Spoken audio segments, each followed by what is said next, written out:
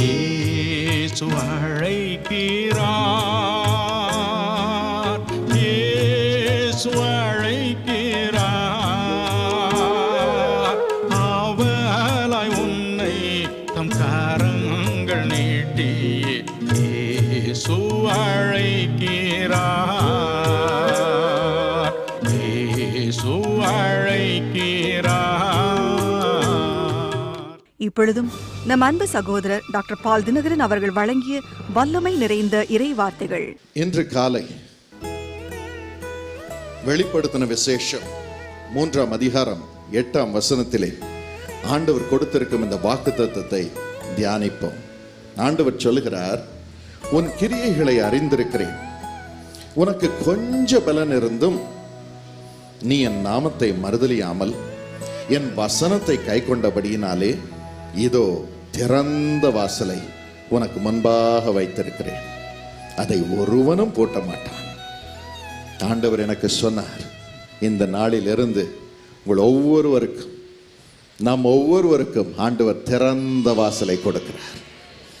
Open doors, open doors.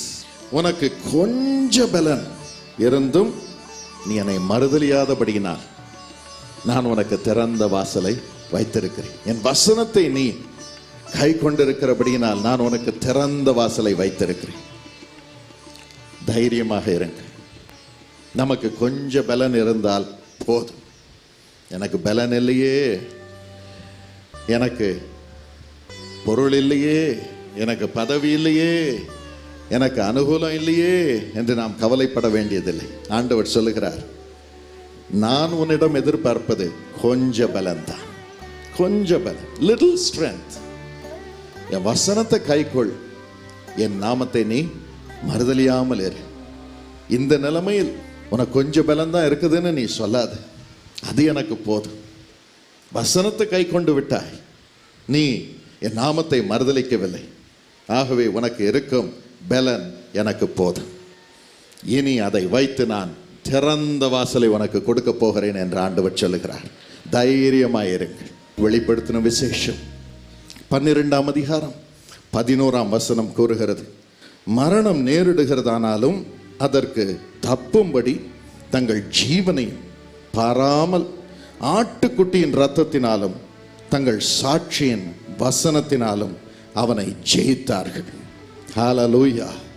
ஆட்டுக்குட்டியின் இரத்தத்தினாலும் தங்கள் சாட்சியின் வசனத்தினாலும் அவனை ஜெயித்தார்கள். மரணம் நேரிடுகிற நேரத்திலே கொஞ்ச பலனோடு, ஐயோ நான் அவ்வளவுதான், இனிமேல் எனக்கு பலன் இல்லை என்று சொல்லும் நேரத்திலே ஆட்டுக்குட்டியின் ரத்தம், ஆட்டுக்குட்டியின் ரத்தம் சிலுவை நாதரை நோக்கி பார்க்க செய்கிறது, பலன் கொள்ள செய்கிறது, திறந்த வாசலுக்குள் பிரவேசிக்க செய்கிறது. 69ஆம் வருடத்திலே என் தந்தைக்கு நுரையீரல் பாதிக்கப்பட்டது. இரத்த வாந்தி எடுத்துக்கொண்டிருந்தார். சாகும் நிலைமைக்கு வந்து விட்டார். 34 வயசு. தீர்க்க தரிசனம்லாம் இருந்தது, உலகமெல்லாம் போய் நீ என் சித்தத்தை நிறைவேற்றுவாய், லட்சக்கணக்கான மக்களை தொடுவாய். ஆனா செத்துட்டு இருக்காங்க. அந்த கடைசி நேரத்தில் சாத்தான் தோன்றினான். அவன் சொன்னான், தினகரன், நீ தெரு தெருவா போய் இந்த இயேசுநாதருக்கு சாட்சி சொன்னாய், உன் பணத்தெல்லாம் உபயோகப்படுத்தி செய்தாய், உன் குடும்பத்தை விட்டுட்டு நீ போய் சாட்சி சொன்ன, பாரு உனக்கு அவர் செஞ்சிருக்கிற காரியத்தை பார். நுரையீரல் போயிடுச்சு, சாக போற, இளம் மனைவியை விட்டுட்டு போக போற, குட்டி பிள்ளைங்களை விட்டுட்டு போக போற. ஆனா இந்த நேரத்திலும் நீ என்னுடைய தீர்க்கதரிசியாய் மாறுவாய் என்ன சொல்லு, ஒரே நிமிஷத்துல உன் நோயெல்லாம் எடுத்துருவேன், பணம் வந்து உன் காலில் விழும், ஏன் தீர்க்க தரிசனத்தை சொல்லும்படி நான் செய்வேன். எங்க அப்பா சொன்னாங்க, அது ரொம்ப டெம்டிங்கா இருந்தது, ஏன்னா அவ்வளவு வேதனை, அவ்வளவு பயங்கரம். அந்த நேரத்திலே பரிசுத்த ஆவியானவர் அவர்களுக்குள் எழும்பினார், அவர்களுடைய கண்களை திறந்தார். இயேசு சிலுவையை சுமந்து கொண்டு ரத்தம் ஒழுக ரத்தம் ஒழுக ரத்தம் ஒழுக என் தந்தைக்காக அவருடைய பாவங்களை சுமந்து கொண்டு போவதை பார்த்தார். ரத்தத்தினால் அவரை கழுவி இருப்பதை கண்டார். பரிசுத்த ஆவியானவருடைய வல்லமையினால், இயேசுவின் ரத்தத்தின் வல்லமையினால் செத்த கிரியைகள் அவருடைய உள்ளத்திலே பிரவேசிக்கும். அந்த நேரத்திலே என் தந்தை சொன்னார், சாத்தானே, நீ சொல்றதெல்லாம் ரொம்ப நல்லா இருக்குப்பா, ஆனா நீ எனக்காக உயிரை கொடுக்கலையேப்பா, ரத்தத்தை சிந்தலையேப்பா, இயேசுதானே தம் ரத்தத்தை எனக்காக சிந்தினார். நான் அவரையே நம்புவேன். நீ பணத்தை தரேன், புகழை தரேன், எதிர்காலத்தில் செழிப்பை தரேன், ராஜாக்களுடைய நட்பை தரேன்னு சொல்ற, ஆனா எனக்கு உயிரை கொடுக்கும் இயேசுவே எனக்கு வேண்டும். உயிரை கொடுத்த இயேசுவே எனக்கு வேண்டும். அவருடைய ரத்தத்தினால் ஜெயம் பெற்றார்கள். இந்த நாளிலும் பிரியமானவர்களே, இந்த இயேசு கிறிஸ்துவின் ரத்தத்தை குறித்து சாட்சி நம்முடைய உள்ளத்தில் இருந்தால் போதும். ஒரு பிசாசும் நம்மை மேற்கொள்வதில்லை, ஒன்றிலும் நாம் தரையிலே விழுவதில்லை. திறந்த வாசலுக்குள் பிரவேசித்து செல்வோம். We'll have open doors. ஆண்டவர் என்னை ரட்சித்த பிறகு அதே லயலா கல்லூரிக்கு நான் செல்ல வேண்டியதாக இருந்தது. அங்குதான் பாவத்தின் உச்ச கட்டத்தில் இருந்தேன் முதல் வருடத்தில்.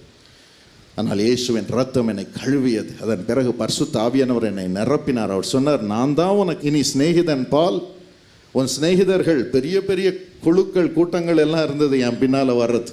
ஆனால் எல்லாருக்கும் என்னன்னா, பால் தினகரனோட போய் பாவம் பண்ணினா அவங்க அப்பா ஜெபம் பண்ணி அவனை பரலோகத்துக்கு கூட்டு போயிடுவார், அவனோடு நாமும் பரலோகத்துக்கு போயிடலான்ற ஒரு நம்பிக்கை தான். ஆனால் அதே கல்லூரிக்கு நான் திரும்பி செல்ல வேண்டியதாக இருந்தது. அதே சோதனை மத்தியிலே வாழ வேண்டியதாக இருந்தது. ஆனால் சைக்கிளில் போகும்போது அந்த பாவ எண்ணங்கள் வரும். என் நண்பர்கள் சொல்லும் பொழுது பாவ எண்ணங்கள் வரும். அது என்னை பலவீனப்படுத்தும். கொஞ்சம் பலம்தான். ஆனால் அந்த நேரத்திலே பரிசுத்த ஆவியானவர் எனக்குள் எழுந்தருளுவார். இயேசுவின் ரத்தம் உண்மையில் பரிசுத்த ஆவியானவருடைய பாஷையின் மூலமாக எனக்காக மன்றாடுவதை நான் உணர்ந்திருக்கிறேன். என் வாயின் மூலமாகவே மன்றாடுவதை உணர்ந்திருக்கிறேன். ஒரு பலன் எனக்குள் வரும். நான் சொல்வேன், ஏசப்பா, உமது அன்பை விட்டு என்னை பிரிப்பவன் யார்? உமது அன்பை விட்டு என்னை பிரிப்பவன் யார்? உடனே ஒரு பலன் வரும். பொல்லாத பிசாசு, சோதனை பிசாசு, என்னை விட்டு போ என்று சொல்லுவேன். அந்த நேரத்தில் பாருங்கள், ஒரு சந்தோஷம் என்னை நிரப்பும். அதான் இயேசுவின் சந்தோஷம், கிறிஸ்துவின் சந்தோஷம், பரிசுத்த ஆவியானவருடைய சந்தோஷம். ஜெபனியா 3:17 படி அவர் நமக்காக சந்தோஷம் அடைந்து கம்பீரிக்கிறாராம். இங்கிலீஷ்ல பாட்டு பாடுகிறார். He sings with rejoicing. அந்த சந்தோஷமே நம்மை பலப்படுத்துகிறது. அதனால் தான் நாம் ஜெயம் கொள்கிறோம். அப்பொழுது பாருங்கள், சாத்தான் மின்னலை போல வானத்திலிருந்து விழுகிறான். வெளிப்படுத்துகிற விசேஷம் 12ஆம் அதிகாரம் 10ஆம் வசனத்தை வாசித்து பாருங்கள். இந்த சாத்தானுடைய வேலை நம்மை குறித்து குற்றம் சொல்லுவதுதான். சகோதரர் மேல் குற்றம் சாட்டுகிறவன் தள்ளப்பட்டு போனான். இனி நம்ம தலை மேல உட்காருவதில்லை, அவன் தள்ளப்பட்டு போனான். சாட்சியின் வசனம், இயேசு கிறிஸ்துவின் ரத்தம், இயேசு கிறிஸ்துவின் ரத்தம் இன்றும் நமக்காக மன்றாடி கொண்டிருக்கிறது. என்று உங்களை அவருடைய ரத்தத்தினால் விலைக்கு வாங்கி இருக்கிறாரோ அன்றிலிருந்து நமக்காக மன்றாடி கொண்டிருக்கிறது. நீங்கள் அனாதைகள் அல்ல, தைரியமாயிருங்கள். இது நிமித்தம் நம்மை குறித்து சாத்தான் குற்றம் சாட்ட குடும்பத்தினர் மத்தியிலே குற்றம் சாட்ட முயற்சி செய்கிறான். பிள்ளைகள் மத்தியில் குற்றம் சாட்ட முயற்சி செய்கிறான். வேலை ஸ்தலத்திலே குற்றம் சாட்ட முயற்சி செய்கிறான். இன்னும் படிக்கும் இடத்தில் குற்றம் சாட்ட முயற்சி செய்கிறான். ஆனால் இயேசுவின் ரத்தம் நமக்காக மன்றாடுகிறது. ஒவ்வொரு முறையும் அந்த சாத்தான் நம் மூலமாகவே, இயேசுவின் ரத்தம் நமக்கு மூலமாக மன்றாட நம் வாயின் மூலமாக மன்றாட, சாட்சியாக மன்றாட இந்த சாத்தானை கீழே தள்ளுகிறது. உங்கள் மீது குற்றம் சாட்டும் இந்த சாத்தான் மின்னலை போல இன்று முதல் விழுவான்.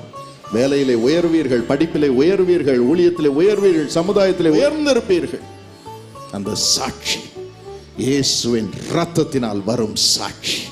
இயேசுவின் ரத்தத்தை விட்டு விடாதீர்கள். இயேசுவின் ரத்தம் நிச்சயமாகவே உங்களை ஜெயிக்க செய்யும். கொஞ்ச பலன் இருந்து இயேசுவின் ரத்தம் உங்களுக்காக மன்றாடி அவருடைய தீர்மானத்திற்குள் என்ன நடந்தாலும் உங்களை நடத்தும் பொழுது உங்களுக்கு திறந்த வாசல் உண்டாயிருக்கு. அந்த ரத்தம் உங்களை நிரப்பி இருக்கிறது, உங்களுக்குள் இருக்கிறது. அதற்காக ஆண்டவரை ஸ்தோத்திரித்துக் கொண்டே இருங்கள். அந்த ரத்தம் உங்களுக்காக மன்றாடும் வழியிலே நடவுங்கள். அதோடு கூட ஆண்டவருடைய தீர்மானம் உங்களுக்கு தீர்க்க தரிசனமாக ஆண்டவர் வெளிப்படுத்துவார். வெளிப்படுத்தின விசேஷம் 8ஆம் அதிகாரம் 3-5 வரைக்கும் வாசித்து பாருங்கள். அந்த இடத்திலே பரிசுத்தவான்களுடைய ஜெபம் என்று எழுதப்பட்டிருக்கிறது. ஆண்டவர் உங்களுக்கு வைத்திருக்கும் தீர்மானத்தை பரிசுத்த ஆவியானவர் மூலம் இயேசுவின் இரத்தத்தின் நிமித்தம் நீங்கள் அவருடைய பிள்ளைகளாக இருப்பது நிமித்தம் உங்களுக்கு வெளிப்படுத்துகிறார். நாம் குருடர்களால் ஆண்டவர் தமது தீர்மானத்தை அவருடைய இரத்தத்தினால் நமக்கு சம்பாதித்து தீர்மானம் பண்ணி வைத்திருக்கும் அத்தனையும் நமக்கு வெளிப்படுத்துகிறார்.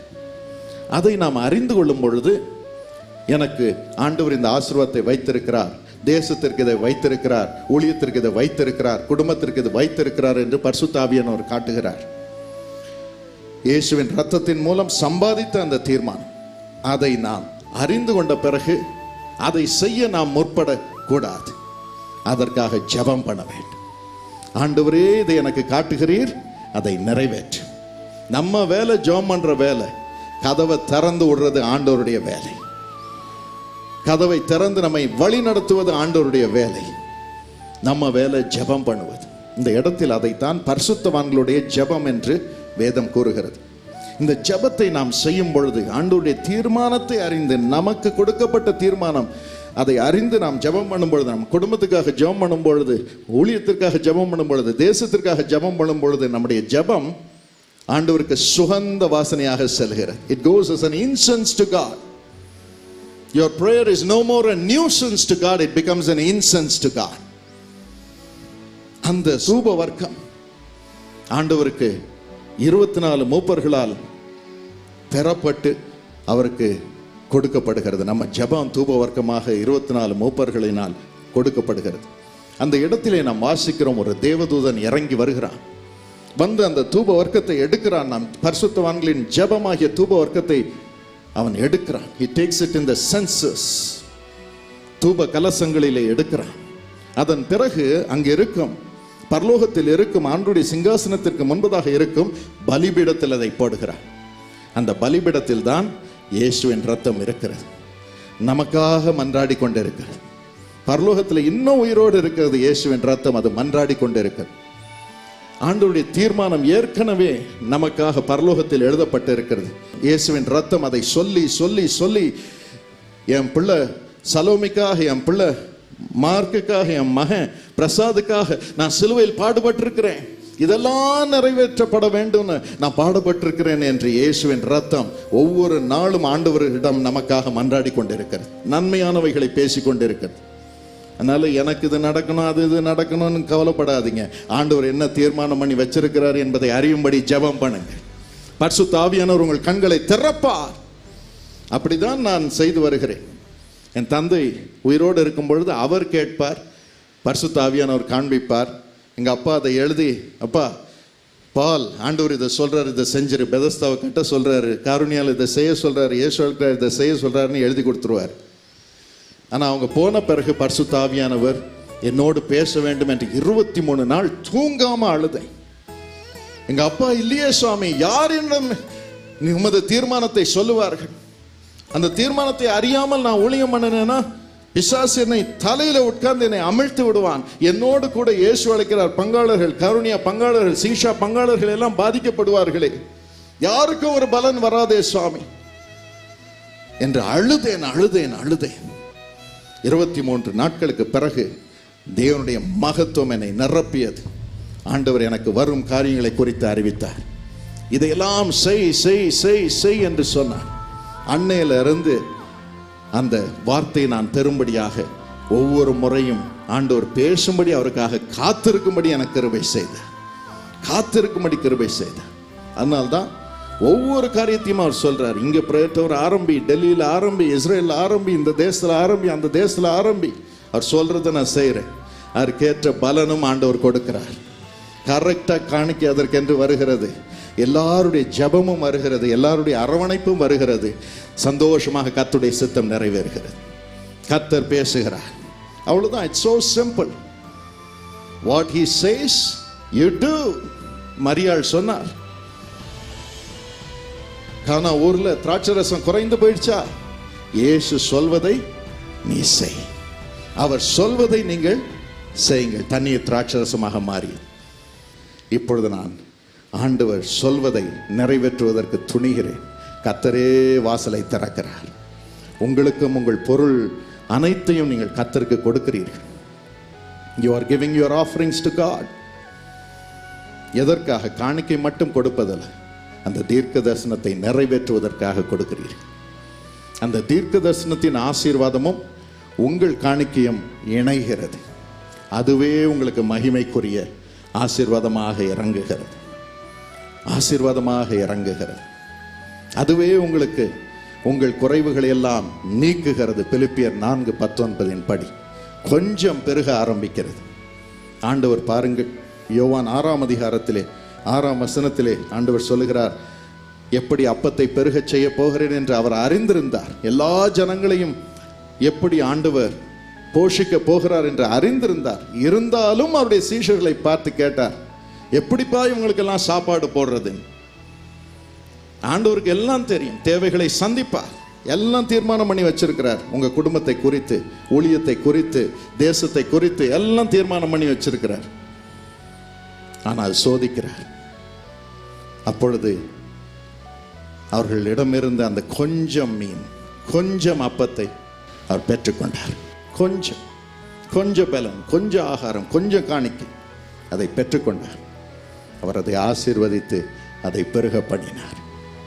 நாமும் ஆண்டவருடைய தீர்க்க தரிசனம் நிறைவேற, ஜனங்களுடைய ஆன்மீக தாகம் சந்திக்கப்பட, ஆண்டவருடைய வல்லமை ஜனங்களுக்குள் இறங்கி அவரை கர்த்தராக ஜனங்கள், தேசங்கள் அறிந்து கொள்ள, அவருடைய தீர்மானத்தை நிறைவேற்றும்படியாக நம்முடைய காணிக்கையை நாம் கொடுக்கும் பொழுது, கொஞ்சத்தை கொடுக்கும் பொழுது ஆண்டவர் திருப்தியை கட்டளையிடுகிறார். அத்தனை பேரும் திருப்தியாய் போனார். கர்த்தருடைய தீர்மானத்தை நிறைவேற்றும்படியாக நாம் கொடுக்கும் ஊழியம், நாம் செய்யும் ஜெபம், நாம் கொடுக்கும் காணிக்கை அத்தனையும் ஆண்டவர் இணைக்கிறார். அதுவே பலனை கொடுக்கிறது. ஆண்டவர் திரளான ஜனங்களுடைய தாகத்தை தீர்க்கிறார். நம்முடைய குறைவுகளையும் நிவர்த்தி செய்கிறார். அந்த 5 அப்பம் பெருக ஆரம்பிக்கிறது, பெருக ஆரம்பிக்கிறது, பெருக ஆரம்பிக்கிறது. உங்கள் குடும்பத்திலும் அப்படியே நிறைவேறும். உங்களுக்கு கொஞ்சம் பலன் இருந்தும், கொஞ்சம் பணம் இருந்தும், கொஞ்சம் ஆவிக்குரிய திறன் இருந்தும், ஆண்டவருடைய தீர்மானத்தை நிறைவேற்ற உங்களை ஒப்பு கொடுக்கிறபடியினால், நீங்கள் அதற்கேற்றபடி ஜெபம் பண்ணுகிறபடியினால், அதற்கேற்றபடி கொடுக்கிறபடியினால், நிச்சயமாகவே உங்களுக்கு திறந்த வாசல் உண்டாயிருக்கும். ஒன்றும் மூடப்பட்டு இருக்காது. அத்தனையும் ஆண்டவருடைய தீர்மானத்தின்படி நடைபெறும். எல்லாவற்றிலும் அவருடைய மகிமை உங்கள் வாழ்க்கையிலே நிறைவாய் பெருகும்படி ஆண்டவர் செய்வார். இந்த நேரத்திலும் சகோதரி இவாஞ்சலின் நம்மை ஜெபத்தில் நடத்தி நமக்காக ஜெபம் பண்ணும்படி நான் கேட்டுக்கொள்கிறேன். கர்த்தர் கொடுத்த நல்ல வார்த்தைக்காக நாம் மனதார ஆண்டவரை ஸ்தோத்தரிப்போமா. கர்த்தர் நமக்கு முன்பாக திறந்த வாசலை வைத்திருக்கிறார், திறந்த வாசலை வைத்திருக்கிறார். கர்த்தர் உங்கள் ஒவ்வொருவர் மீதும் எவ்வளவு அன்பாக இருக்கிறார், அன்பாக இருக்கிறார். உங்களுக்கு கொஞ்சம் பலன் இருந்தும் ஆண்டவருடைய வார்த்தையை ஒவ்வொரு நாளும் நீங்கள் கை கொண்டு வருகிறபடினாலே, கர்த்தருடைய நாமத்தை மறுதலியாமல் இருக்கிறபடினாலே ஆண்டவர் உங்களுக்கு திறந்த வாசலை வைத்திருக்கிறார். இதுவே கர்த்தர் நம்மை ஆசீர்வதிக்கிற சமயம். இந்த சமயத்தை விட்டு விடாதிருங்கள். நீங்கள் யாராக இருந்தாலும் பரவாயில்லை, கர்த்தர் இன்றைக்கு உங்களோடு கூட பேசி இருக்கிறார். இந்த வார்த்தையின்படி நடக்கும்படியாக நம்மை ஒப்பு கொடுப்போம். பிரியமானவர்களே, கர்த்தருடைய வல்லமை இப்பொழுது இறங்குகிறது, கர்த்தருடைய மகிமை இப்பொழுது இறங்குகிறது. கர்த்தரால் நிரம்புங்கள், நிரம்புங்கள், நிரம்புங்கள். உங்கள் கைகளை உயர்த்தி ஆண்டவரே உமக்கு நன்றி என்று சொல்லுங்கள், நன்றி என்று சொல்லுங்கள். கர்த்தர் தம்முடைய பலத்த கரத்தினால் உங்களை ஆசீர்வதிக்கிறார். வைராக்கிய வாஞ்சை உள்ளவராக கர்த்தர் உங்களுக்குள்ளே இப்பொழுது இறங்குகிறார், இறங்குகிறார். இந்த சின்னவளா இப்படி பெரிய காரியங்களை செய்கிறாள் என்று அநேகர் ஆச்சரியப்படும்படியாக கர்த்தர் உங்களை உயர்த்தும்படியாக கர்த்தர் உங்களை பரிசுத்த ஆவியினால் இப்பொழுது நிரப்புகிறார், நிரப்புகிறார்.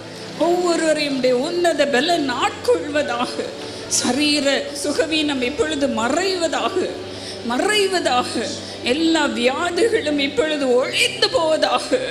ஆண்டவரே, உம்முடைய சுகம் இறங்குவதாக.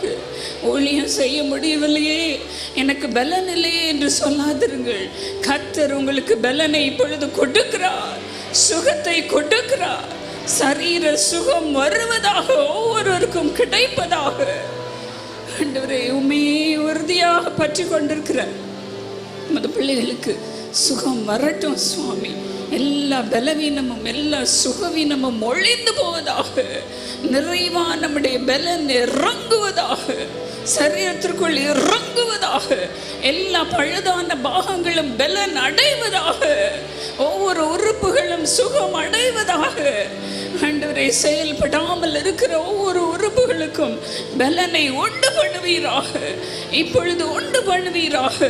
இல்லாத உறுப்புகளும் இப்பொழுது உருவாவதாக, உருவாவதாக.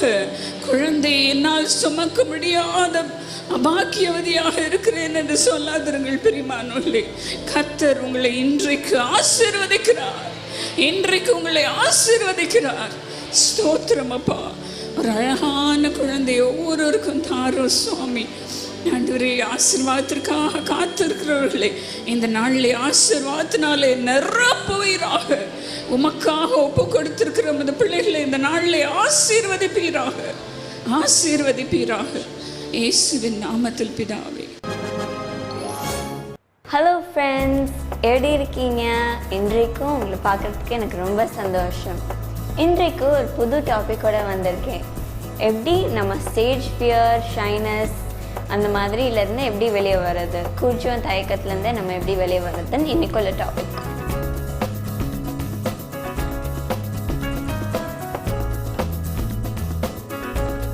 அதான் நீங்கள் நிறைய பேர் நினைக்கலாம், நான் எப்படி இவ்வளோ பேர் முன்னாடி பாட முடியும், நான் எப்படி இந்த டீம் லீடர் ஆக முடியும், நான் எப்படி ஸ்கூல் லீடர் ஆக முடியும், நான் எப்படி இந்த மாதிரிலாம் பண்ண முடியும், எனக்கு இவ்வளோ பலவீனம் இருக்கே, நான் எப்படி பண்ண முடியும் நீங்கள் சொல்லிகிட்ருக்கலாம்.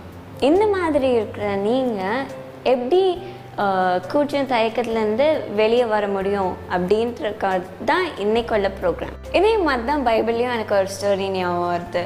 கர்த்தர் எகிப்து தேசத்தில் அவருடைய மக்கள் ரொம்ப பாடுபடுறதை பார்த்து அவர் ஒரு ஆளை சூஸ் பண்ணி அந்த மக்களை வெளியே எடுத்துகிட்டு வரணும் அப்படின்னு அவர் யோசித்தார்.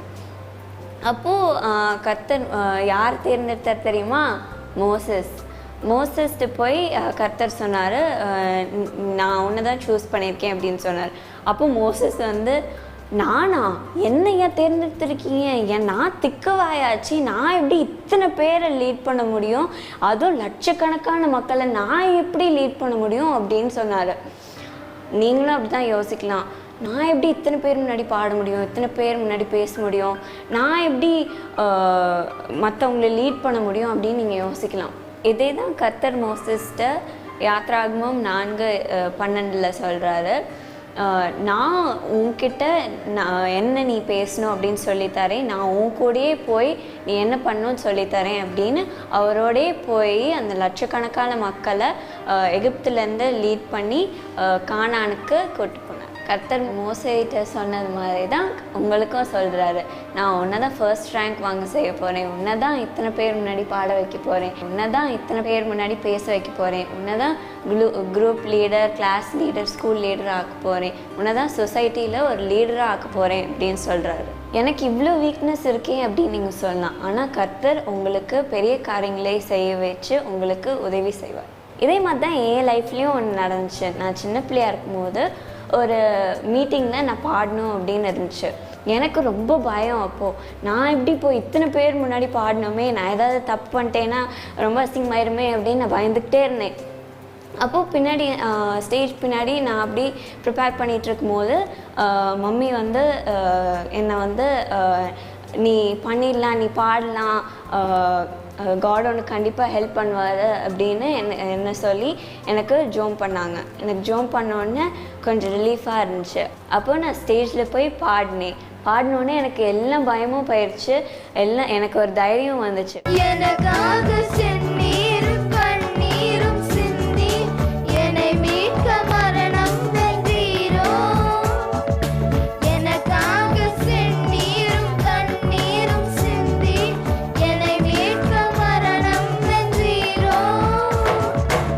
கர்த்தர் என் மெய்ப்பராய் இருக்கிறார், நான் தாழ்ச்சி அடையேன்.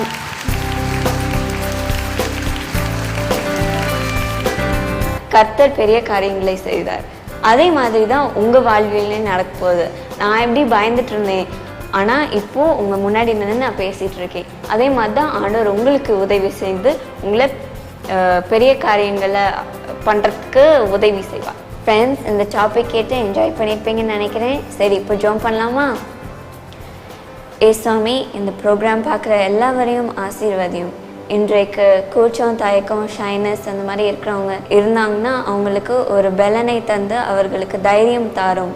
மோசஸ் மாதிரி நான் திக்குவாயாச்சே, எனக்கு ரொம்ப வீக்னஸ் இருக்கே, நான் எப்படி பண்ண முடியும், நான் எப்படி பாட முடியும், நான் எப்படி லீட் பண்ண முடியும் அப்படின்னு சொல்கிறவங்களுக்குலாம் ஒரு தைரியம் தாரும் சுவாமி. மோசஸ்க்கு எப்படி நான் சொல்லித்தரேன், நீ என்ன பேசணும், நான் உன்னோட போகிறேன் அப்படின்னு சொன்ன மாதிரி இந்த டிவி பார்க்குற ஒவ்வொருவரையும் கூட இருந்து அவர்களுக்கு ஒரு பலத்தை தாரும் சுவாமி. அவர்களை கைட் பண்ணும் சுவாமி.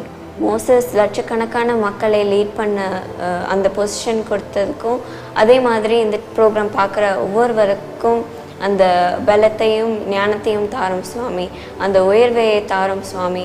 அதே மாதிரி நான் எப்படி பயந்துட்டு இருந்தேனோ அதே மாதிரி இன்றைக்கு அவங்க பயந்துட்டு இருந்தாங்கன்னா அவங்களுக்கு ஒரு தைரியத்தை தாரும் சுவாமி. அதே மாதிரி அவங்களுக்கும் உயர்வை தாரும் சுவாமி. இப்போ டிவி பார்க்குற ஒவ்வொருவருக்கும் எதாவது பலவீனம், எதாவது கஷ்டங்கள் இருந்ததுன்னா அதிலிருந்து விடுதலை தாரும் சுவாமி. அவர்களோட இரும் சுவாமி. இயேசு நாமத்தில் ஜெபிக்கிறேன். ஆமென். ஃப்ரெண்ட்ஸ், இந்த ப்ரோக்ராம் பார்த்து என்ஜாய் பண்ணியிருப்பீங்கன்னு நினைக்கிறேன்.